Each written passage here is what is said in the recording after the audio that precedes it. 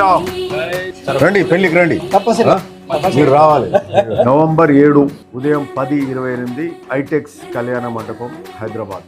So అందరూ కలిసి రావాలి, కొడుకుని ఆశీర్వదించాలి. శ్రీరామ్ రెడ్డి రుచితల యువానికి రావాలి, వారిని ఆశీర్వదించాలని కోరుతున్నాం. సో అందరు రావాలని అందరినీ కోరుతున్నాం.